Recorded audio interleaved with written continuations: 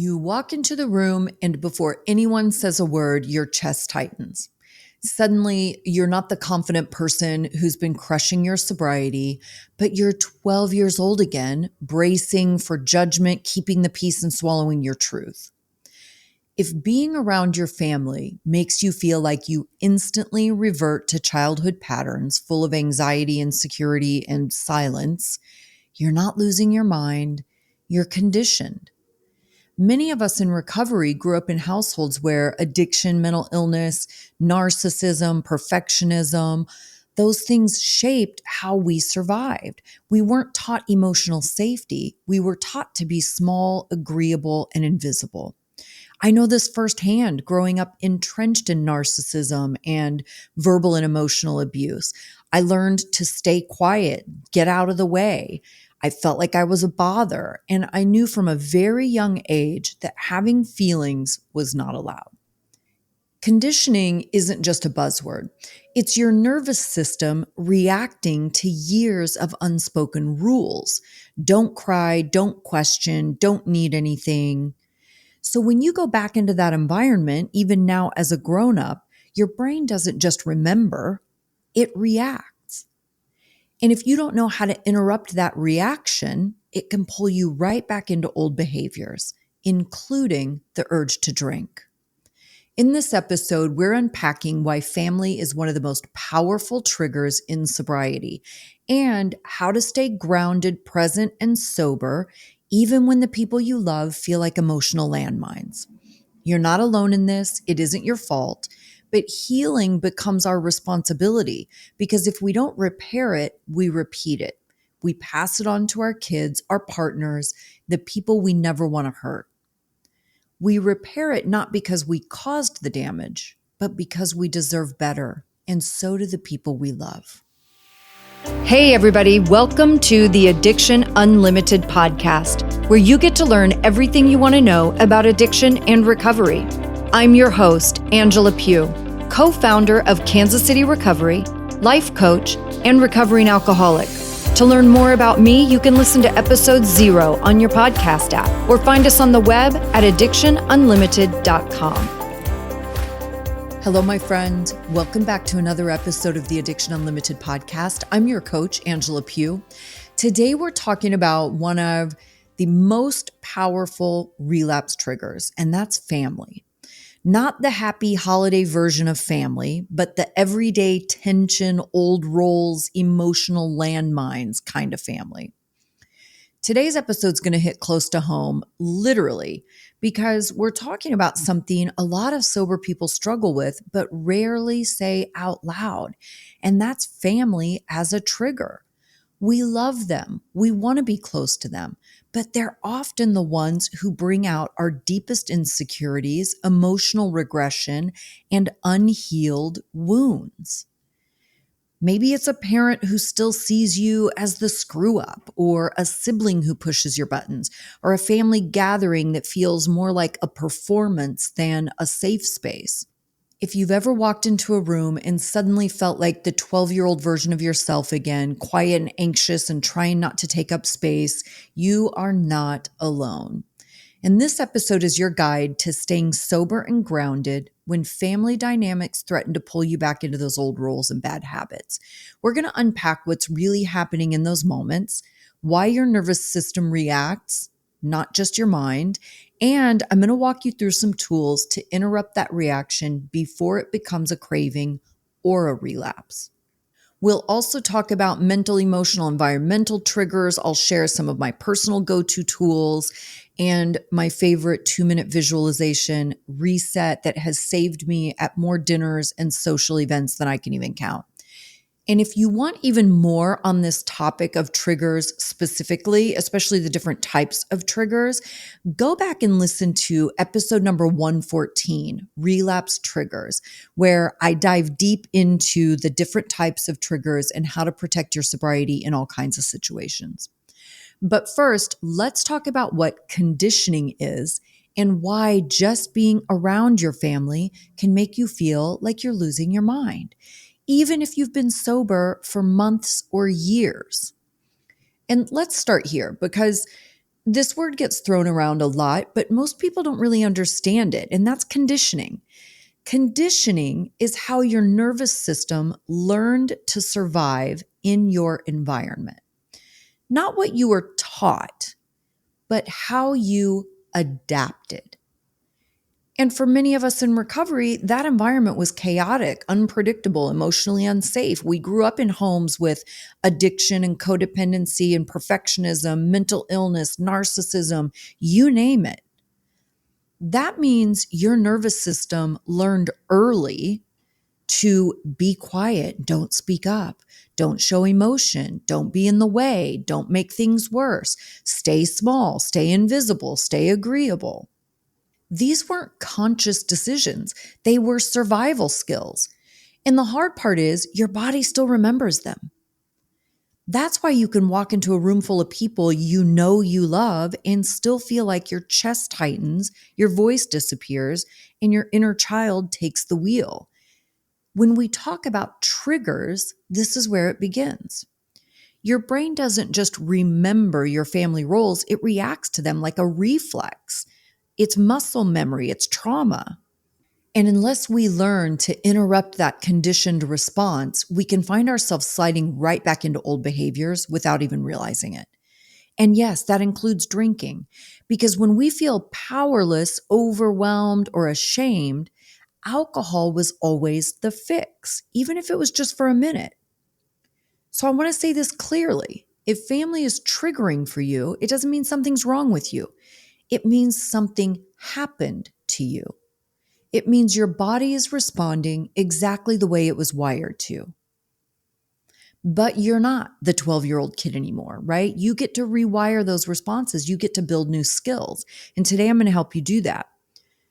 And a little bit about my own story, because this isn't just theory or research for me, it's personal. I lived it too.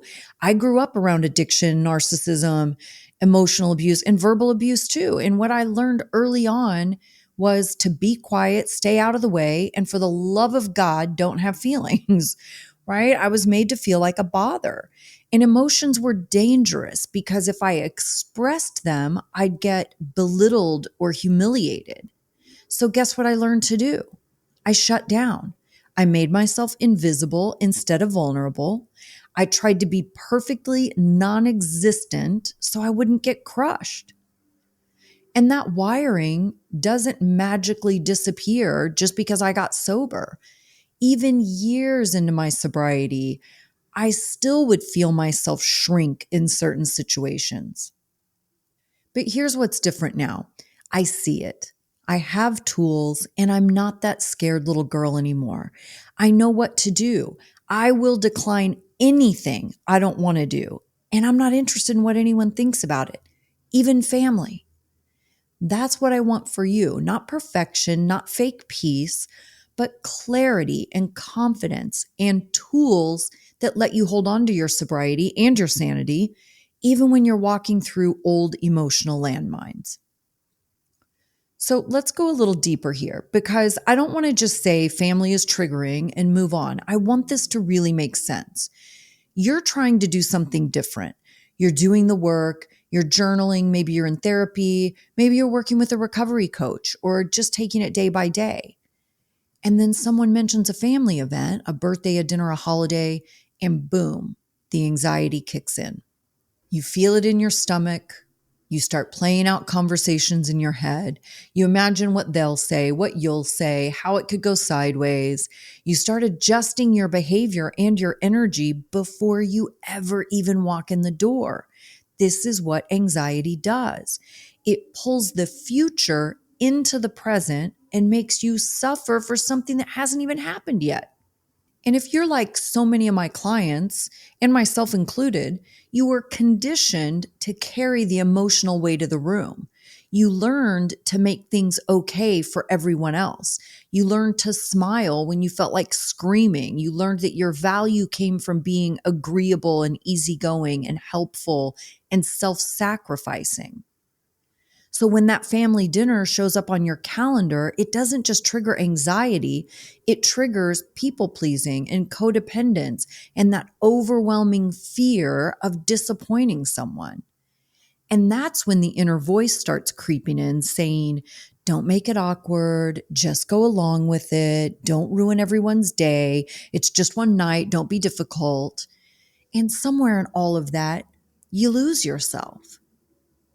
Your needs, your sobriety, your mental well-being, they all take a back seat to keeping the peace.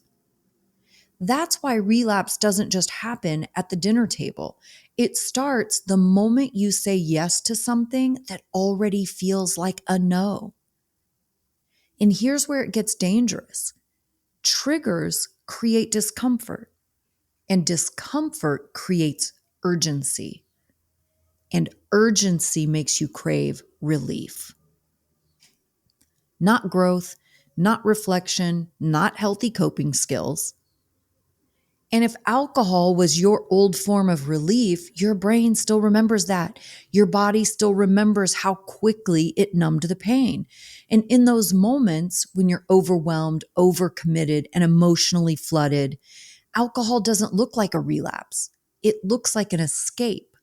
It looks like a break, like someone taking care of you for once. But that break always comes with a price. So if you've ever felt this way, if you've said yes when you wanted to say no, showed up when you weren't okay, or poured a drink because you didn't know how else to soothe yourself, I need you to hear this. There's nothing wrong with you. You aren't doing anything wrong. You're responding exactly the way you were conditioned to survive. But now you get to do something different. You get to interrupt the pattern. And if you've been with me for a while, you've heard me say this. Don't poke the bear, right? Alcoholism is the bear, big, mean, powerful, grumpy ass bear. And when you're sober, that bear is asleep, right? I want you to picture him curled up in the middle of your brain in there. He's curled up and he's hibernating. He's wrapped up in a soft blanket. We've got him surrounded by pillows. Maybe he's got a fan blowing on him just right. Our daily goal is to do everything in our power to keep that dude comfortable and asleep. But when we start avoiding life, not setting boundaries, saying yes when we want to say no, people pleasing ourselves into exhaustion, what we're really doing is poking the bear. Every anxious yes, every ignored feeling, every moment you abandon yourself to keep someone else comfortable is a poke. And if you poke the bear enough, he's going to wake up. And when he wakes up, he's pissed and he wants to be fed. That's why relapse doesn't just happen at the dinner table. It starts way before that, in the overcommitment, the silence, the swallowed feelings, the tightness in your chest you try to pretend isn't there. It starts the moment you say yes to something that already feels like a no. If you're overfunctioned, overpromised, or overdrank just to get through a family event, you're not doing anything wrong. You're just acting on instinct. And many of us are conditioned to survive without ever prioritizing our own well-being. But if you want to fuck around and keep poking the bear, then don't be shocked when he wakes up throwing a temper tantrum demanding a drink. Our goal is to keep him asleep, happy, and unbothered forever. So let's move into strategy, because once you understand what's happening, you need something to do about it. This is the part where you stop just understanding your triggers and you start managing them. And I want to bring back a concept from episode 114, Relapse Triggers. If you haven't listened to that one, it's a great companion to this episode, and I will link it in the show notes for you. But I want you to remember this formula. Triggers create a thought. Thought creates an action, and an action creates a reward or a consequence. Your power is in the space between the trigger and the action. That's where your tools live. So let's talk about a few tools. Because once you're triggered and the thoughts start swirling, every single action you take starts from a thought. So that's where you have to start using your tools, right? So the first one is the 2-minute reset. And it doesn't have to be 2 minutes, right? This is just my thing. When you feel yourself spiraling, go somewhere private. You hear me talk about the bathroom break all the time because there's no situation you can be in where it's inappropriate to excuse yourself to the bathroom. You can always go to the bathroom, no matter what event you're at. So go to the bathroom, lock yourself in the stall, and start taking some deep belly breaths. Remember, this is scientifically proven to calm your nervous system. So don't say you don't need it. Don't brush it off, whatever. Just fucking do it. Deep belly breaths. And then think in your head, remind yourself that you're okay. Everything's okay. I'm okay. I'm safe. I have choices. I can leave. I can whatever. I'm okay. I can handle this. I have support. It's okay. Then I want you to visualize what you want the rest of your day or that situation or whatever, what you want it to look like. Really get a very clear picture. And I'll tell you what that is for me. It always starts with, I want to be relaxed. I don't want to be a big ball of anxiety, right? So I want to come out of here. I want to be relaxed. I want to have a smile on my face. I want to feel good and confident and calm. And I want to smile at people and I want them to smile back at me. And I want to have fun and I want to laugh. And then I want to go the F home, right? So I will play this out. This is what I want it to look like. Calm, grounded, connected. Use all your senses. See yourself, what you're wearing. Smell the smells, hear the sounds. This is training your nervous system in real time. And it works like a charm. Tool number 2, text your tribe. Have a sober support person on standby. Even if you just send them an eye-rolling emoji, or I was doing this with my girlfriend a couple of weeks ago. I was at a thing and I just kept texting her, like, send help. And then I text her SOS, right? Like nothing major, but that text can anchor you. You don't need a full conversation. You just need connection. And tool number 3, track your triggers before.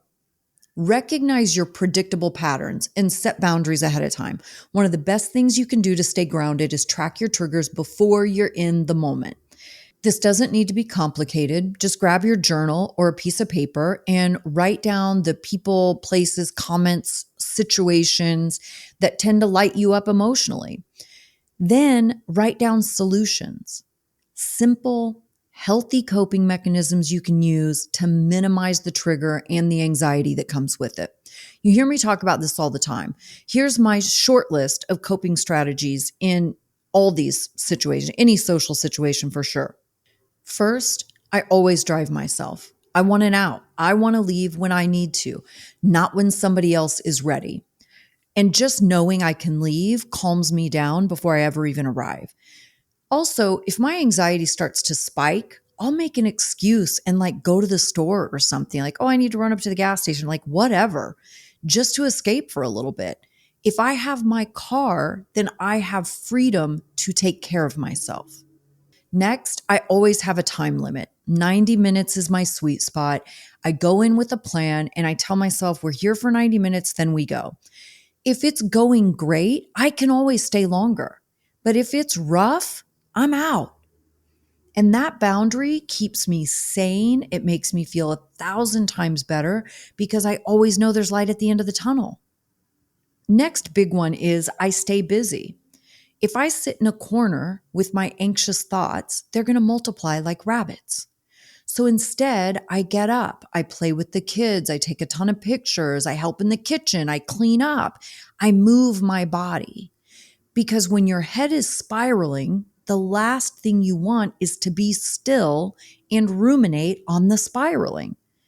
Stillness feeds the anxiety. Movement burns it off. So burn the energy, don't fuel the fire. And the point with tracking your triggers is when you know what triggers you and you have a plan for it, then you're not walking into the lion's den unarmed. You're walking in clear, grounded, and prepared. But if there's one thing I want you to take from this episode, it's this. You're not overreacting. Your body is remembering. You are conditioned to survive dysfunction, and just because you're not drinking anymore doesn't mean those old patterns magically disappear. But the good news is you're not powerless anymore.